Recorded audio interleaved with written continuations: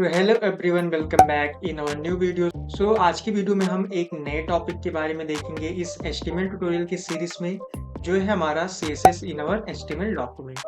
Basically हम इस video में जान रहे होंगे कि सीएसएस क्या होता है, उसको यूज क्यों करते हैं हम अपने एचटीएमएल डॉक्यूमेंट में, और उसमें जो मेन कंपोनेंट होते हैं सीएसएस के वो क्या होते हैं। इन सब बातों को हम इस वीडियो में जानेंगे। चलिए वीडियो को शुरू करते हैं बिना किसी देर के। अगर आप इस चैनल पे नए हैं तो इसको सब्सक्राइब जरूर कर लेना, और साथ ही साथ शेयर भी करना इस प्लेलिस्ट को बेसिकली अपने फ्रेंड्स या रिलेटिव के साथ जिनको भी एचटीएमएल सीखना है। चलिए बिना किसी देर के इस वीडियो को शुरू करते हैं।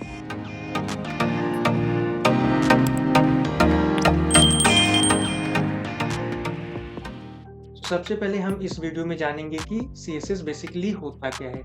तो अगर हम एचटीएमएल डॉक्यूमेंट को देखें तो ये हम यूज क्यों करते हैं, बेसिकली इसलिए यूज करते हैं कि जो भी हमारा वेबसाइट का कंटेंट है उसको ऐड कर सके अपने वेब पेज में या किसी भी वेबसाइट में। साथ ही साथ अगर हमें उस वेबसाइट का कंटेंट जो है उसका लुकआउट या लेआउट बोल रहे हम उसको कंट्रोल करना है, तो हमारे पास एक अनदर लैंग्वेज होता है जो होता है हमारा सीएसएस। इसका फुल फॉर्म होता है कास्केडिंग स्टाइल शीट। बेसिकली हम इसको इसलिए यूज करते हैं कि अपने कंटेंट को डिजाइन कर सके, उसको मॉडिफाई कर सके, उसको एक पोजीशन प्रोवाइड कर सके अपने वेब पेज में। ये सब चीज के लिए हम यूज करते हैं सीएसएस का।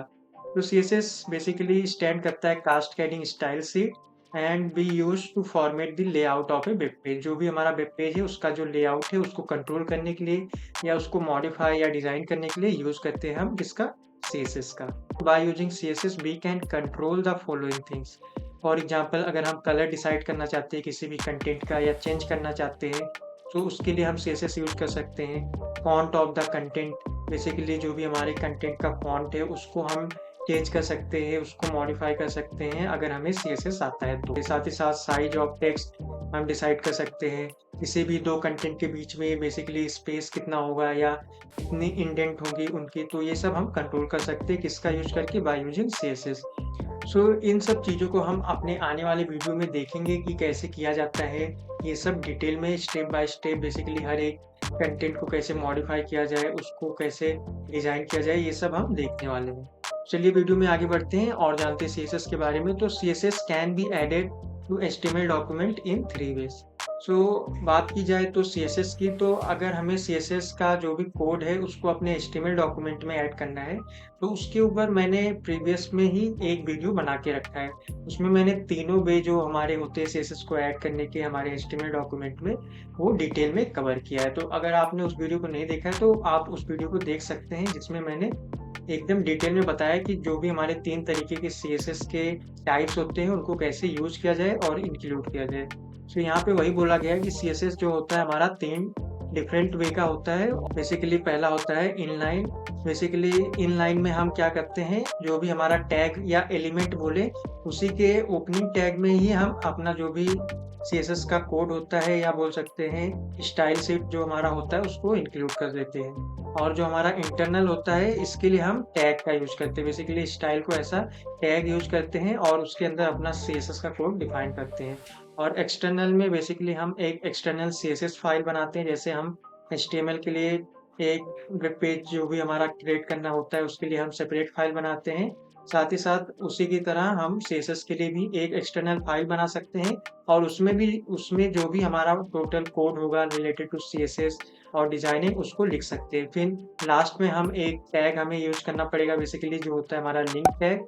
यहाँ पे वो बोला गया है कि हमें लिंक टैग अपने हेडर सेक्शन के इनसाइड यूज करना है एचटीएमएल डॉक्यूमेंट में, जो भी हमारा एक्सटर्नल सीएसएस फाइल है उसको कनेक्ट करने के लिए जो भी हमारे एचटीएमएल डॉक्यूमेंट है। वो दोनों प्रॉपर्ली कनेक्ट हो जाएंगे और जो भी हमने कंटेंट का जो भी कोड लिखा है सीएसएस में वो अप्लाई हो जाएगा हमारे कंटेंट के ऊपर।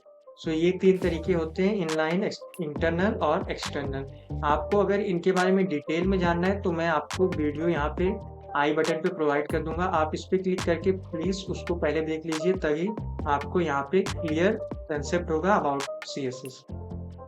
यहाँ पे आपको एक नोट देखने को मिलेगा।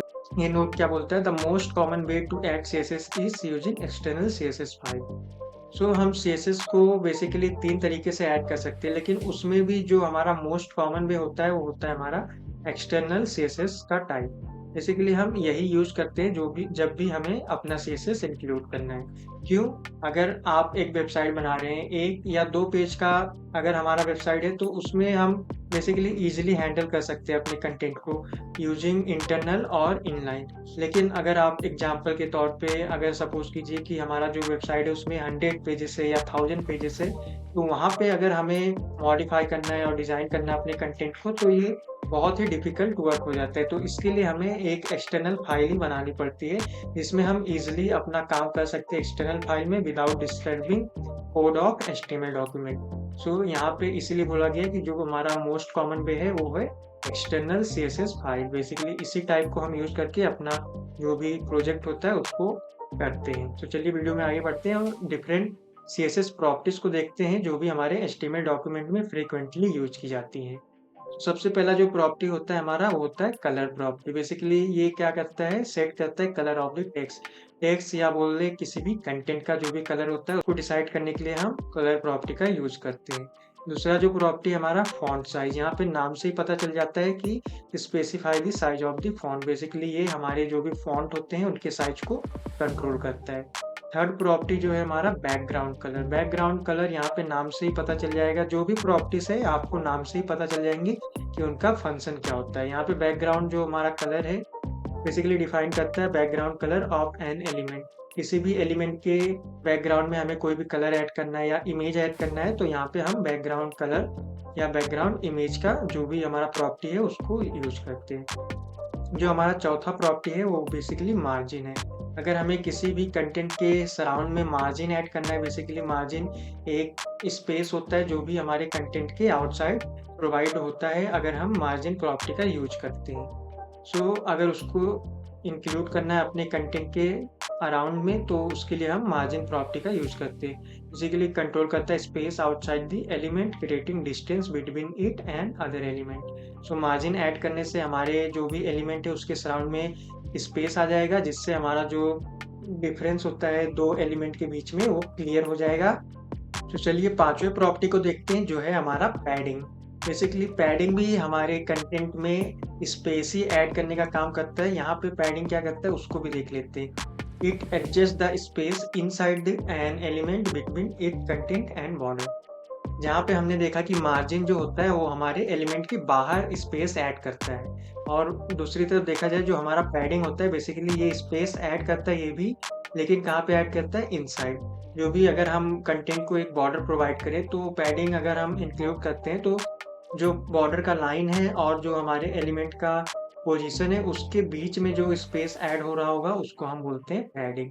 सो यहाँ पे पैडिंग भी स्पेस ऐड करने के लिए यूज़ किया जाता है लेकिन ये इनसाइड द कंटेंट ऐड किया जाता है। बेसिकली इनसाइड एन एलिमेंट या किसी भी बॉक्स के इनसाइड ऐड किया जाता है और जो मार्जिन होता है वो आउटसाइड हमारे एलिमेंट के स्पेस ऐड करता है। चलिए नेक्स्ट प्रॉपर्टी को देखते हैं हमारे जो है बॉर्डर। बेसिकली ये हमारे कंटेंट को एक बॉर्डर प्रोवाइड करता है। So set the border style width and colour around an element. So अगर हमें कंटेंट के अराउंड एक बॉर्डर इंक्लूड करना है तो उसके लिए हम बॉर्डर प्रॉपर्टी का यूज करते हैं। इस प्रॉपर्टी को यूज करके बेसिकली हम बॉर्डर का कलर भी डिफाइन कर सकते हैं, बॉर्डर की विड्थ कितनी होगी और बॉर्डर का स्टाइल क्या होगा, डॉटेड होगा, सॉलिड होगा या इनर्ट होगा, आउटलेट होगा, ये सब हम डिसाइड कर सकते हैं। नेक्स्ट जो हमारा प्रॉपर्टी है display property. Basically it specify how an element is displayed on the page. Example block, inline, जो भी हमारे एलिमेंट है वो कैसे हमारे वेब पेज पे दिखेंगे उनको जो हमारा डिस्प्ले प्रॉपर्टी है वो कंट्रोल करता है। चलिए हम नेक्स्ट प्रॉपर्टी को देखते हैं जो है हमारा पोजीशन प्रॉपर्टी। ये हमारे जो भी कंटेंट होते हैं उनको पोजीशन प्रोवाइड करने का काम करता है। It define how an element is position. Example होगा स्टैटिक पोजीशन होगा, रिलेटिव पोजीशन होगा, एब्सोल्यूट होगा कि फिक्स होगा। ये सब डिफरेंट टाइप्स होते हैं हमारे पोजीशन के जिनको हम आने वाले वीडियोस में कवर करेंगे। लेकिन आपको इतना रिमेंबर रखना है कि पोजीशन हमारा जो भी प्रॉपर्टी है बेसिकली कंटेंट के और एलिमेंट का पोजीशन डिसाइड करता है। उसके बाद हमारे पास जो रिमेनिंग टू प्रॉपर्टीज है that is width and height. यहाँ पे नाम से ही पता चल जाता है कि जो भी हमारा विड्थ होगा बेसिकली किसी भी कंटेंट या एलिमेंट का विड्थ डिसाइड करेगा और जो हाइट प्रॉपर्टी होगा वो हाइट डिसाइड करेगा किसी भी एलिमेंट का। सो ये थे कुछ जो फ्रिक्वेंटली यूज किए जाते हैं प्रॉपर्टीज हमारे एचटीएमएल डॉक्यूमेंट में जब भी हम सीएसएस का यूज करते हैं। सो इस वीडियो में हमने देखा कि सीएसएस क्या होता है, उनके डिफरेंट टाइप्स देखे। अब अगर आपको उनके बारे में डिटेल में जानना है तो मैंने इसी ट्यूटोरियल में, जो भी हमारा एचटीएमएल का ट्यूटोरियल है, उसमें मैंने डिटेल में एक वीडियो बनाया है जिसमें मैंने तीनों टाइप्स ऑफ सीएसएस को कवर किया है डिटेल में। साथ ही साथ हमने इस वीडियो में देखा डिफरेंट प्रॉपर्टीज ऑफ सीएसएस जो फ्रीक्वेंटली यूज किया जाता है हमारे एचटीएमएल डॉक्यूमेंट में। तो गाइस, अगर आपको ये वीडियो समझा तो इस वीडियो को लाइक जरूर करना और शेयर भी करना। अगर आप इस चैनल पे नए हैं तो सब्सक्राइब जरूर कर लेना। तो चलिए अब हम मिलेंगे नेक्स्ट वीडियो में, तब तक के लिए रखिए अपना ख्याल।